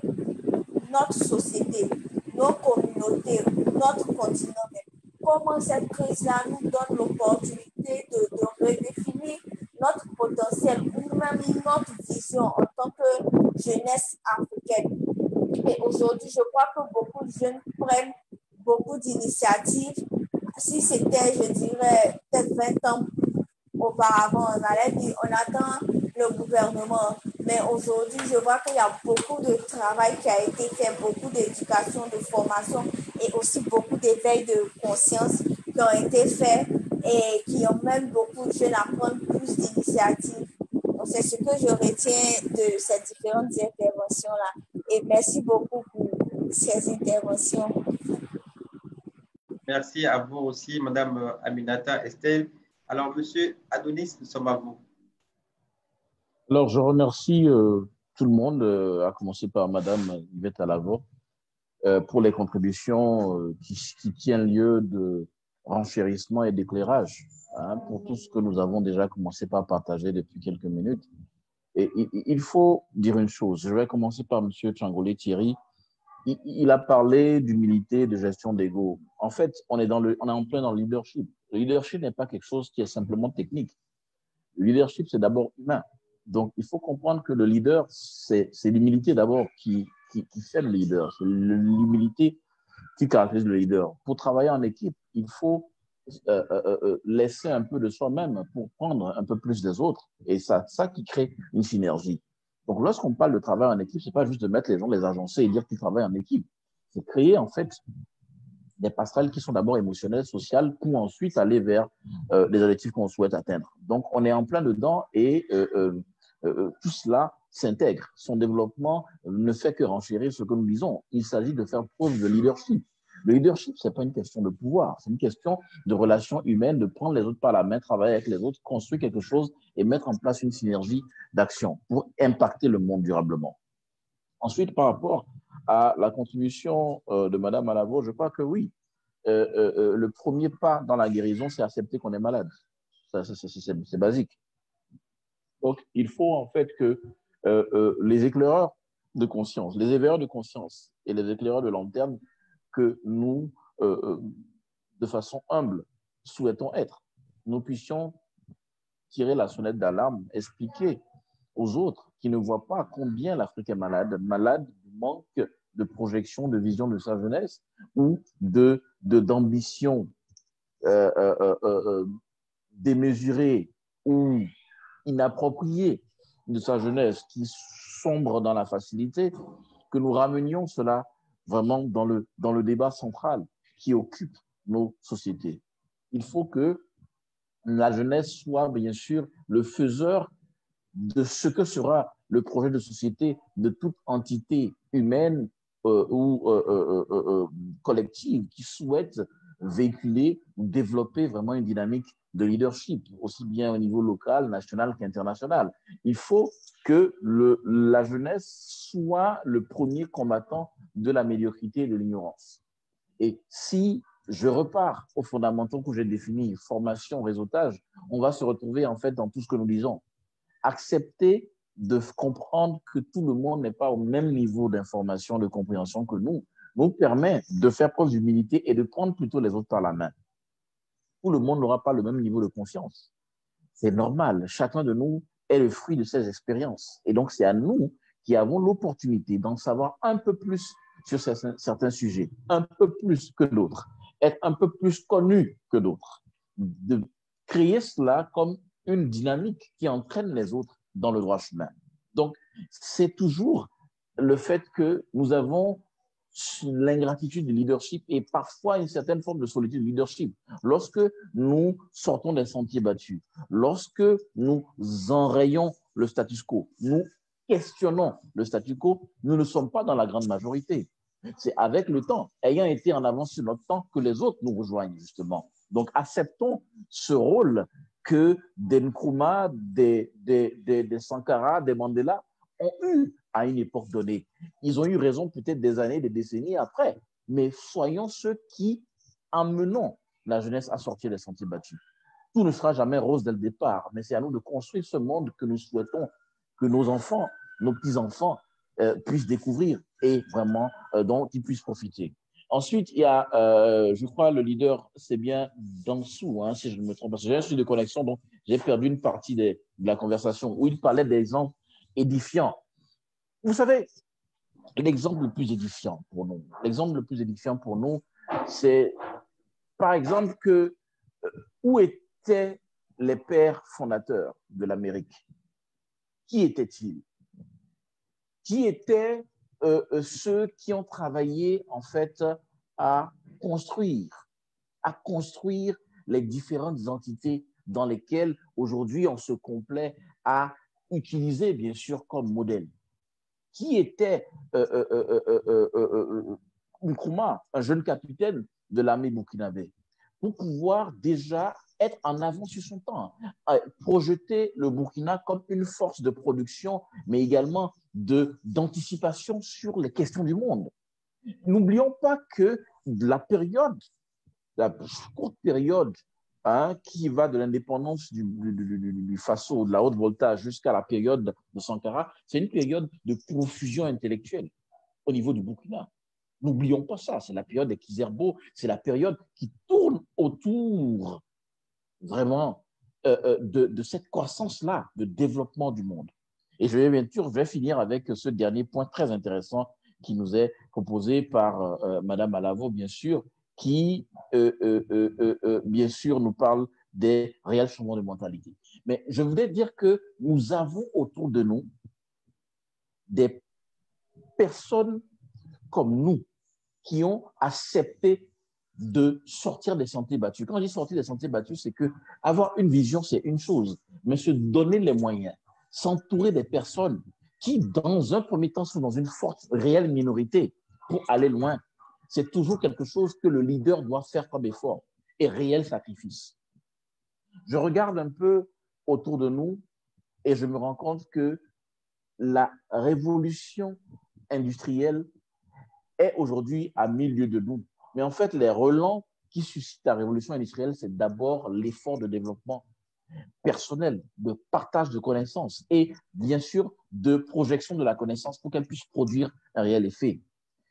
Vous avez beaucoup plus d'opportunités aujourd'hui grâce à la technologie. Vous avez l'opportunité de communiquer avec d'autres, d'apprendre d'autres. Je n'ai pas encore fait le clin d'œil que je me dois de faire à AESEC parce que bien, aujourd'hui, Aminata est présentée comme président national de l'ASEC Côte d'Ivoire, mais je me souviens qu'il y a 11 ans, j'étais président national de l'ASEC Bénin. Et je sais que AESEC est une opportunité qui a été offerte par des jeunes qui, après la Seconde Guerre mondiale, en 1948, se retrouvent de 7 pays différents. C'était des jeunes responsables d'organisations de sciences éco et commerce qui se disent aujourd'hui, qu'est-ce qu'on peut faire pour éviter que le monde ne sombre dans une telle horreur? Et aujourd'hui, on est en train de parler de 70 ans ou plus de développement de leadership. On est en train de parler d'une organisation qui, par le brassage culturel, social, par le développement du leadership, permet à des jeunes de se dire « je peux apporter mon grain de sel pour changer un peu la saveur de ce monde dans lequel je vis ». Et je pense que nous avons beaucoup parmi nous qui voient des jeunes qui travaillent dans les organisations sociales parce qu'aujourd'hui, l'environnement des organisations non gouvernementales, des organisations à but non lucratif est en train de devenir une force réelle de développement. Et je pense que c'est des initiatives que tous les jours nous voyons se développer et nous ne comprenons pas que chacun de nous a une contribution à apporter au monde. Moi, je ne veux pas donner d'exemples édifiants au-delà de nous-mêmes. Qu'est-ce que nous pouvons faire pour changer la donne? Maintenant, en termes de changement de mentalité, moi, je vais vous dire une chose. La première chose, c'est accepter qu'on ait une solution pour les problèmes du monde. Mais le premier problème du monde, c'est nous-mêmes. Est-ce que nous sommes prêts à ne plus être les mêmes? Est-ce que nous sommes prêts à ce que la version de nous-mêmes de demain soit beaucoup meilleure que celle d'aujourd'hui? Celle d'après-demain meilleure que celle de demain. C'est le premier élément de changement de mentalité. Ensuite, soyons l'exemple que nous recherchons chez les autres. Soyons l'exemple que nous vendons. Soyons la personnification des principes que nous partageons avec les autres. Si nous parlons de leadership, de ponctualité, soyons leaders, soyons ponctuels. C'est à ce prix l'effort d'être le reflet de ce que nous vendons comme idéal. C'est ça, en fait, qui transforme les autres. Merci encore. Merci pour votre intervention très édifiante. Et je pense que vous avez abordé la question de notre ami, je pense que c'était M. Donatien Zoumenou. Et vous avez apporté assez d'éléments quand même qui ont éclairé la lanterne de beaucoup de personnes au cours de cette conférence. Je voudrais revenir un peu sur le côté connaissance de soi, parce qu'il a demandé de savoir, je ne voudrais pas des exemples édifiants, que le communicateur nous donne des éléments pouvant nous permettre de mieux nous connaître, afin de renverser la tendance, car les choses s'empirent, mais la prise de conscience n'est pas encore de taille au sein de la jeunesse. Alors, du point de vue leadership, je suis tenté de demander comment, d'accord, on peut mieux se connaître pour être cette meilleure version dont vous parlez déjà à l'instant, M. Adonis, pour devenir cette meilleure version que nous voulons promouvoir.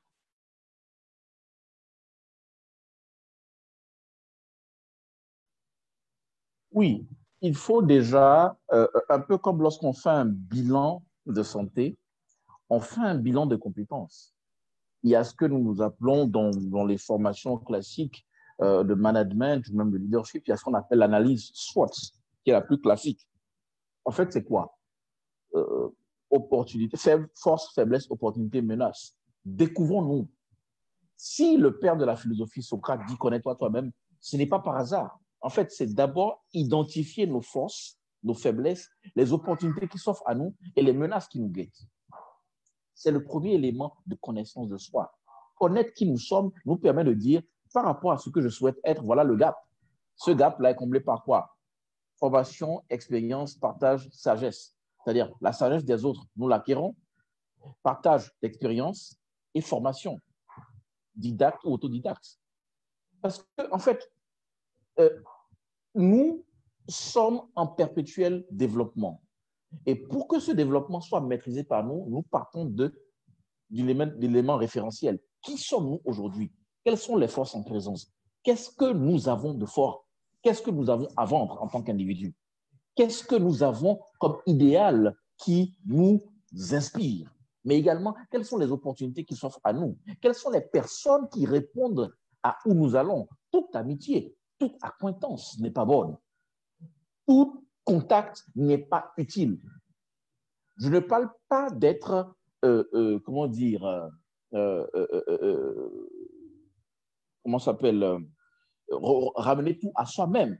OK? Je parle plus de savoir que pour aller loin, nous ménageons notre monture en nous arrimant aux personnes, aux instances, aux cadres qui nous permettent en fait d'avancer, tout en contribuant à cet environnement-là. Le travail d'équipe, c'est d'abord une manière de penser. Avec qui nous pouvons coopérer? Pourquoi telle organisation préfère coopérer avec telle autre? Pourquoi j'accepte une invitation de ICO 360 degrés et pas un rendez-vous au bistrot? En fait, comment est-ce que nous façonnons notre manière de penser, d'agir, détermine en fait demain. Les choix que nous adoptons aujourd'hui, les choix que nous faisons aujourd'hui déterminent où nous serons demain. En fait, peu ou prou, dans quelques années, nous serons les mêmes, hein, sauf ceux qui nous avons vus, avec qui nous avons collaboré, les livres que nous avons lus. En fait, donc, c'est à nous d'être les maîtres même, qui pilotent, qui ont en main les clés de notre développement. Donc, le changement de mentalité, la question du leadership, c'est d'abord le connaître soi-même. Et ensuite, pour pouvoir diriger les autres, pour pouvoir inspirer, insuffler quelque chose de nouveau aux autres, le premier niveau de leadership, c'est le self-leadership. Nous connaître nous-mêmes, appréhender quelles sont nos aspirations, mais également quelles sont nos appréhensions, pour nous permettre d'être vraiment des moteurs de changement, pour être vraiment la solution et non un problème de plus. D'accord. Merci beaucoup. Madame Aminata est toujours avec nous. C'est notre deuxième panéliste. Je voudrais vous relancer aussi sur la même question. Histoire de savoir, vous êtes actuellement la présidente de ASEC Côte d'Ivoire. Du point de vue leadership et de votre position actuelle, qu'est-ce que vous pouvez proposer pour le changement de mentalité, un changement réel?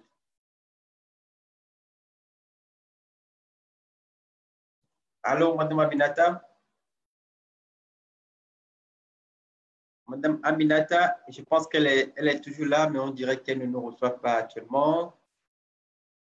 Alors, je voudrais quand même signaler également la présence en ligne de M. Yves Alavor, qui est le président du groupe Lead Initiative basé à Hong Kong, dont ICON 360 est la branche représentative au Bénin. Merci beaucoup d'être avec nous. Si entre-temps, Monsieur Yves, vous avez envie de vous prononcer par rapport au sujet, d'accord, de cette conférence, n'hésitez pas à nous faire savoir. Nous serons très heureux d'avoir aussi votre contribution par rapport donc à ce thème. Alors, Madame Aminata, elle semble ne pas être avec nous. Je voudrais donc relancer une fois encore Monsieur Adonis et pour vous demander, selon vous, quel type de leadership pour un développement réel du continent africain? Vous avez parlé de beaucoup de choses et on se dit, voilà, bon, pour quand même permettre à ce que ce changement politique dont on rêve arrive finalement un jour, il faut un type de leadership. Selon vous, quel est ce type de leadership-là dont nous avons besoin aujourd'hui pour réellement changer les choses en Afrique?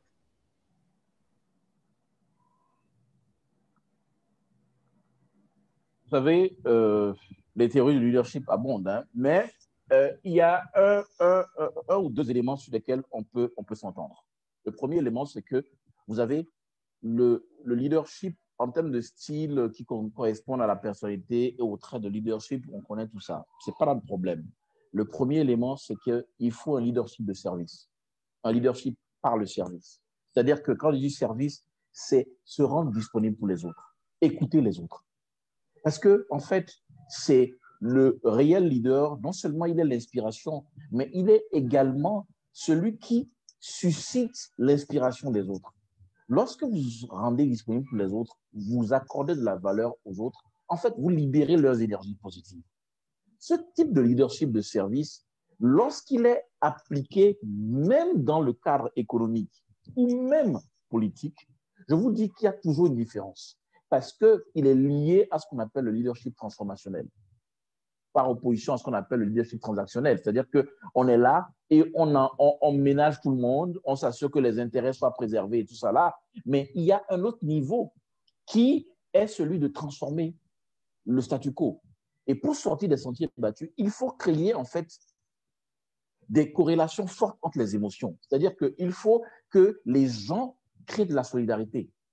Et pour créer cette solidarité, il faut toujours un leadership qui rende les gens les mettre en confiance. Et ce type de leadership est le type de leadership par le service pour un leadership transformationnel. Je m'explique. Je suis capable d'aller loin à condition que je mette ensemble des personnes de divers horizons, de diverses compétences, mais qui ont un point commun, c'est que j'ai pu leur faire comprendre qu'ils sont capables d'aller beaucoup plus loin qu'ils n'ont été jusque-là, qu'ils aient confiance en eux-mêmes, que le plus petit niveau de compétence soit identifié comme capable de progresser. Mais ensuite, ces personnes-là commencent par produire des résultats qui vont au-delà même de votre propre aspiration. Parce que vous avez juste créé quoi? L'ambition à travers la confiance que vous créez en eux. Ce type de leadership, je vous le dis, aussi bien vous êtes focalisé sur la productivité, l'atteinte des résultats, que si vous travaillez en sous-bassement à construire en ces personnes la confiance en elles, vous êtes sûr d'avoir des leaders qui sont non seulement accompagnés, appuyés, mais qui ne créent pas que des suiveurs, mais qui créent d'autres leaders également. Parce que c'est ça, en fait, le défi à relever. Un bon leader crée des suiveurs, mais un grand leader crée des leaders. Mais c'est à travers cet élément de formation et réseautage, vous allez voir que de tout ce que j'ai dit depuis le nombre de minutes que je suis intervenu, va revenir à chaque fois. Parce que si vous créez la confiance au sein de vos collaborateurs, de votre environnement immédiat, de vos équipiers, vous les amenez en fait à comprendre que pour être à ce niveau que vous leur permettez, auquel vous leur permettez d'aspirer, ils doivent se former. Ils apprennent de vous, ils apprennent par vous, ils apprennent avec vous, et ensuite, ils sont capables de réussir cette mission-là. Merci encore. Merci. Alors, vous avez envoyé un message. Oui, il y a Madame Aminata qui disait à l'instant qu'elle n'entendait rien, donc je l'invitais à se déconnecter. Ah d'accord, c'était un message privé, d'accord. À revenir ensuite dans la réunion. Alors, merci beaucoup. Il y a Madame Alavor qui souhaite aussi parler rapidement de Icône 360 et de son approche inclusive pour le changement de mentalité. Madame, vous êtes la bienvenue. On aimerait bien apprendre aussi de ces genres de méthodes pour un changement réel de mentalité parce que je pense que c'est le grand problème de l'Afrique se situe à ce niveau. On vous écoute, Madame. Merci beaucoup. Déjà, parce que je pensais que la question allait être posée depuis ce matin, mais personne ne l'a posée. Pourquoi avoir choisi justement le nom Icône 360 degrés? Tout simplement parce que nous voulons faire de chaque individu une icône pour le développement. Et pour cela, il fallait justement avoir une approche inclusive, c'est-à-dire travailler pas seul, mais avec beaucoup d'associations sur le terrain, beaucoup de personnes avec lesquelles nous collaborons pour pouvoir vraiment atteindre nos objectifs. C'est essentiellement ce que nous faisons. Et pourquoi 360 degrés? 360 degrés, tout simplement parce que quand vous êtes en face de quelqu'un, vous voyez ce qui se passe en face de vous. Mais ce qui se passe derrière, à gauche et à droite, vous ne savez pas justement ce qui se passe. Et pour vraiment faire en sorte que cette Afrique puisse se lever d'une seule voix, qu'elle puisse vraiment aller au développement, nous avons besoin des compétences de tout un chacun, des uns et des autres, pour pouvoir vraiment penser et repenser le développement de l'Afrique. Donc, c'est ce que Icône 360 degrés fait. Et là, vous avez posé la question de savoir quel est notre secret, comment nous fonctionnons justement pour ce changement de mentalité. Je crois que la première chose que Icône a commencé par faire, c'est de faire comprendre aux uns aux autres que pour aller à un développement durable, il était vraiment important de s'assurer qu'on est en bonne santé. Et on a passé tout notre temps à éduquer les populations pour une bonne santé, notamment en matière de paludisme, parce que c'est le paludisme qui est l'un des principaux freins au développement en Afrique. Et par la suite, nous avons essayé d'offrir des opportunités à des jeunes, justement, qui ont travaillé avec nous. Quand je prends sur 3-4 ans, nous avons travaillé avec près de 400 jeunes sur le terrain. Donc, après justement nos campagnes, on m'est souvent revenu en disant que, mais madame, vous nous aviez offert cette opportunité. Mais après la campagne, qu'est-ce que nous faisons?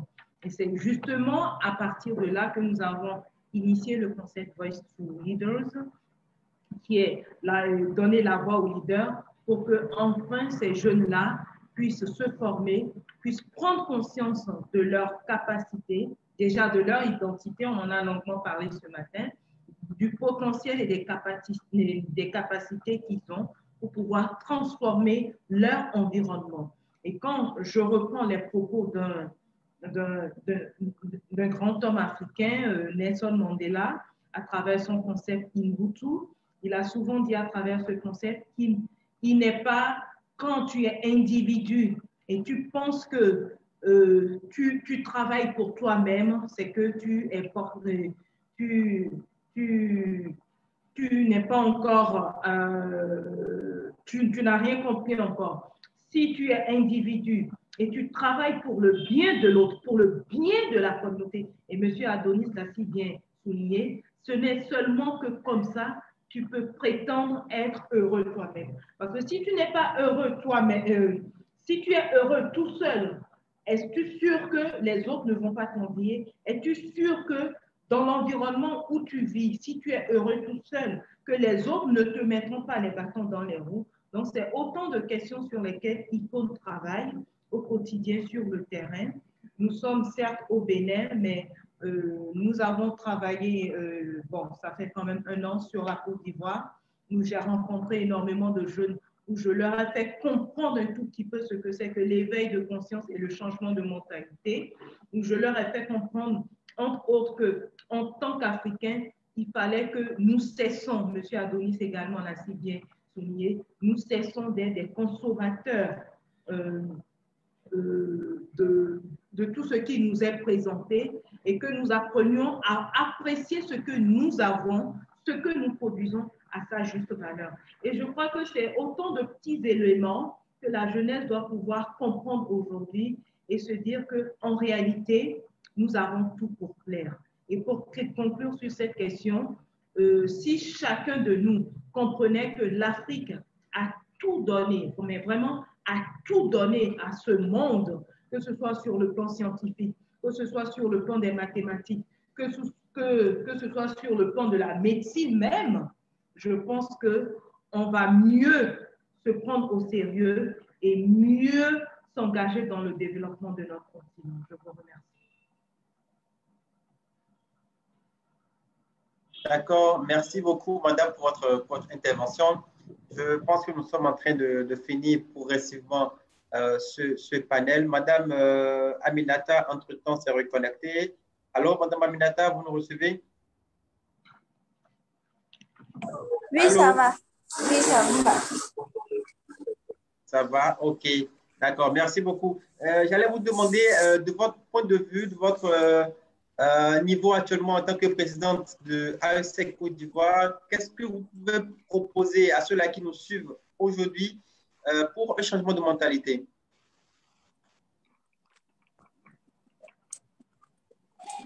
Ok, pour ceux qui nous suivent, c'est la première chose que je leur dirais, c'est d'abord apprendre à se connaître soi-même. Donc, en tant que jeune, il faudrait qu'on puisse se dire qu'aujourd'hui, si notre continent est, par exemple, dans cet état où notre continent est encore à la traîne, on est tous responsables de ce continent-là. Et une chose qui est vraiment sûre, c'est que les gouvernements ont plus besoin de la jeunesse que la jeunesse a plus besoin des gouvernements. Donc, il faudrait réellement qu'on commence à comprendre notre implication dans notre société et aussi comment est-ce que nous voulons nous développer en tant que leader. Aujourd'hui, nous sommes dans un monde où tout le monde est appelé à développer au moins dans une situation où quelque part, tout un petit grain de leadership. On a tous un potentiel en tant que jeunes, que nous soyons, je dirais, diplômés ou pas, et tout ça. on a tous du potentiel, différents potentiels. Nous sommes carrément différents, mais en nous mettant ensemble, on peut créer de grandes choses. Et comment est-ce qu'on change nos mentalités? C'est de d'abord comprendre notre continent, comprendre notre société, comprendre notre Afrique et aussi se dire quelle est ma part de responsabilité dans le bien de notre société. Quelle est ma part de responsabilité en tant que jeune? C'est de voir aussi notre responsabilité. C'est de nous connaître, comme M. Adonis l'a dit, connaître nos forces, connaître nos faiblesses et quelles sont les opportunités qui s'offrent à nous en tant que jeunes, à travers nos forces et à travers nos faiblesses. C'est comme ça qu'on pourrait changer de mentalité. Se faire former aussi, se faire éduquer, c'est vraiment important. L'éducation, la formation. D'accord. Merci beaucoup. Je pense qu'on n'a plus d'autres questions. Je ne sais pas s'il y a... Voilà, il y a M. Fabrice. M. Fabrice est toujours avec nous. Vous avez une question, M. Fabrice? Oui, j'ai une question. Oui, alors, elle s'adresse en particulier à M. Adonis, qui, dans ses propos, est plusieurs fois revenu sur la notion de réseau de collaboration pour pouvoir accéder au développement. Donc, cette collaboration-là, est-ce qu'elle ne transcrit pas, la notion de co-développement? Pour reformuler, est-ce que le co-développement n'est pas une voie pour nos États pour pouvoir accéder au développement? Voilà ma question. Alors, M. Adonis. Alors, M. Adonis. J'ai un concept que je... Oui, vous m'entendez, j'espère. Hein? Vous m'entendez? Oui, allez-y maintenant, c'est bon. Vous m'entendez? Bon, oui, là, c'est bon, monsieur. Allô? Vous m'entendez? Oui, là, c'est bon, monsieur Adonis. D'accord. Oui, bon, je vais même renchérir par rapport au concept proposé par M. Kwame. C'est le concept de la co-création de valeur ajoutée. Il faut qu'au niveau individuel, collectif, entrepreneurial, associatif et même géopolitique, qu'on fonctionne dans le sens de co-créer de la valeur ajoutée. Et je pense que c'est quand même simple. L'être humain est un ensemble, un agencement d'organes qui forment cet organisme-là. Donc, en fait, ça doit être normal pour que l'être humain fonctionne dans le sens de réseauter, dans le sens de fonctionner et de créer, en fait, des passerelles, de créer un cadre, en fait, qui crée la synergie. Un cadre de synergie. Parce que lorsqu'on se focalise sur la possibilité de créer des synergies, en fait, et au-delà même du co-développement, j'entends chacun sa contribution et ça, automatiquement, insuffle une dynamique positive. Donc, je suis d'accord. Identifions en les autres ce que nous n'avons pas pour qu'ensemble, nous soyons plus forts. C'est juste naturel pour moi de penser ainsi. C'est bon maintenant, hein, je crois que merci bien, M. Adonis. M. Fabrice, c'est bon? Vous êtes satisfait? Oui, merci bien. D'accord. Merci aussi à vous. Avec plaisir, avec plaisir. Je ne pense pas qu'il y ait d'autres questions. Je vérifie très rapidement, mais je ne pense pas qu'il y ait d'autres questions. Merci à chacun, merci à tous. Nous sommes pratiquement à la fin de ce panel. Je résume que nous sommes les seuls acteurs de notre changement, notre développement. Nous sommes, en tant que jeunes, les acteurs les plus actifs dans la chaîne de développement et nous devons pouvoir reconnaître cela, connaître nos forces, connaître nos faiblesses également et chercher aussi à voir les opportunités afin de pouvoir les saisir. L'autre chose qui est revenue pendant tout ce panel, c'est la collaboration, sinon le réseautage, le networking. Il faut travailler en équipe, il faut travailler en synergie, il faut avoir de l'amour en quelque sorte pour le continent et pour sa patrie. Et je pense qu'avec cela, nous pourrons aussi lutter contre ce que M. Adonis a appelé l'afro-pessimisme, qui fait partie des choses qui nous freinent au niveau donc, du développement. Et avec Mme Aminata, sont beaucoup plus revenus sur les aspects beaucoup plus pratiques, beaucoup plus essentiels du leadership et les contributions des uns et des autres ont renchéri. On pourra retenir à fin de compte que ce panel a été très enrichissant pour chacun et pour tout le monde. Nous avons appris beaucoup et je voudrais une fois encore accorder la parole à tour de rôle à nos panélistes pour ne serait-ce que, conclure en beauté notre discussion de ce jour par rapport à cette thématique relative à la jeunesse et au développement, pardon, à la jeunesse et aussi à la situation du coronavirus actuel. Et je vous prie de rester avec nous jusqu'à la fin. Je suis sûr que les organisateurs, sinon les administrateurs, ont aussi un message à passer pour que nous puissions nous retrouver encore demain à partir de 9 h pour les conférences de la matinée. Alors, nous allons commencer cette fois-ci avec Mme Aminata. Mme Aminata, quelle serait votre conclusion pour ce panel? OK, donc ma conclusion, c'est de dire la théorie sans la pratique, c'est quelque chose de, c'est une chose vaine. C'est-à-dire que si on jette aujourd'hui des graines sur des terres arides que ça ne donne pas de fruits, c'est comme si on avait organisé, par exemple, ces panels-là gratuitement. Une chose que l'on conçoit, c'est de vraiment passer à l'action. On parle, on dit, on parle, on sait ce qui est bien et le plus important, c'est de passer à l'action. L'action, passons vraiment à l'action. En tant que jeune, c'est de ne pas dire, OK, je sais que j'ai du potentiel ou bien je sais que l'Afrique a besoin de ça. Mais qu'est-ce que chacun de nous devrait faire?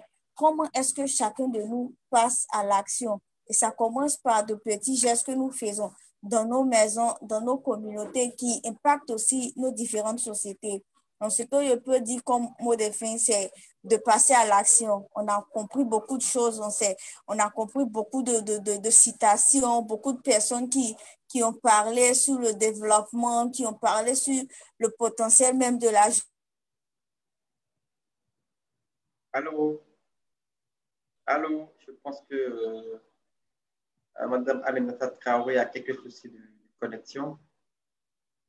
Alors, M. Adonis, peut-être que vous allez prendre le lead juste derrière en attendant. Si éventuellement Mme Aminata revenait avant la fin, nous allons pouvoir lui accorder à nouveau la parole. Alors, je pense que je vais remercier déjà les organisateurs, Icône 360 degrés et tout le groupe, tous les partenaires et bien entendu, à titre individuel, Mme Yvette Alavo pour l'insi honneur qui m'est fait de pouvoir bien sûr prendre part à ce panel. Et je pense que la voie du salut de l'Afrique, bien entendu, passe par ce réel engagement à être des leaders vrais dans l'action. Hein, un peu pour emprunter les mots et mariner un peu sur les mots de Aminata Estelle. Je pense que nous devons être des leaders dans l'action et être bien sûr porter les valeurs que nous défendons, être bien sûr ceux qui représentent les valeurs que nous défendons. C'est ce que je souhaite dire et je suis très heureux d'avoir été avec vous et je serai toujours présent aussi longtemps que vous serez invité. Merci. Merci infiniment à chacun de vous. Merci aussi à nos participants pour avoir pris part à ce panel. En guise de conclusion, j'aimerais savoir déjà si les administrateurs sont à l'écoute, si vous êtes avec nous. Préparez-vous à prendre la parole juste après la conclusion pour peut-être annoncer les activités qui vont meubler la journée de demain. Alors, je rappelle aussi que cette conférence internationale Voice to Leaders est organisée sous le thème Afrique et développement. Et si je devenais le bâtisseur de demain, aujourd'hui, nous avons parlé plus précisément ce qui est de ce panel, nous avons parlé de la thématique relative à la jeunesse africaine, entre potentiel et désillusions aggravées par la crise sanitaire du Covid-19. Nous avons vu, entre autres, quelles sont les difficultés qui entravent l'émergence du jeune africain dans ce contexte du Covid-19. Nous avons essayé de voir des éléments pour pouvoir prendre conscience aussi bien à nous-mêmes en tant que jeunes, d'accord, aussi chercher par quelles voies et moyens nous pouvons nous en sortir, tout en tenant compte de nos potentialités. et pouvoir faire de l'impact. Nous avons aussi proposé, d'accord, des éléments de réponse, des voies et moyens de solution pour s'adapter à la crise et l'utiliser comme un facteur d'impact et de développement. Nos panélistes, il y aura d'autres qui seront montés ici. Et d'autres qui seront montés en haut. Allô, s'il vous plaît, votre micro, M. Donatier. Alors, je tenais donc à rappeler une fois encore, nos panélistes étaient M. Adonis Teladeli, directeur du cabinet Brian Link Africa. Merci infiniment pour votre participation.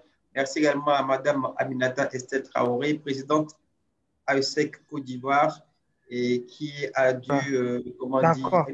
n'était plus en ligne à un moment donné, faute de connexion Internet sûrement. On espère la revoir prochainement dans d'autres activités. Alors, s'il n'y a pas autre chose à dire, les administrateurs, est-ce que vous me suivez à tout le monde? Vous êtes là? Vous avez forcément un message à passer. Oui, moi, je crois qu'au terme de cette journée, si moi je dois conclure sur quelque chose, c'est d'inviter toute la jeunesse africaine à prendre conscience, mais surtout à se mettre ensemble pour pouvoir relever les nombreux défis qui s'imposent à nous. Car la main qui donne, n'oublions jamais que la main qui donne, par derrière, retire tout ce qu'elle a donné. Donc, pour ceux qui me comprennent et qui m'entendent, je crois que j'ai été assez explicite et que, comme M. Adonis l'a si bien dit, nul autre ne viendra développer le continent pour nous. C'est nous-mêmes, Africains, ensemble, mais dans la main surtout que nous pourrions développer notre continent et à notre manière, avec les concepts qui nous sont propres et non des concepts qui nous ont été imposés ou importés. Je vous remercie. Merci infiniment. Je retiens, pour finir, pour paraphraser George Eliot, qui est un auteur britannique, que le secret du bonheur réside dans le service à autrui. Et donc, M. Adonis l'a dit plusieurs fois, le leadership, le service, c'est de quoi nous avons besoin aujourd'hui. Alors, si nous voulons être heureux, rendons service en tant que leader et je pense que nous allons pouvoir corriger beaucoup de choses. Sur ce, je voudrais vous dire infiniment merci. Merci à chacun et à tous et rendez-vous demain dans la matinée à partir de 9h pour les conférences de la matinée. Merci infiniment et à très vite. Au revoir. Merci.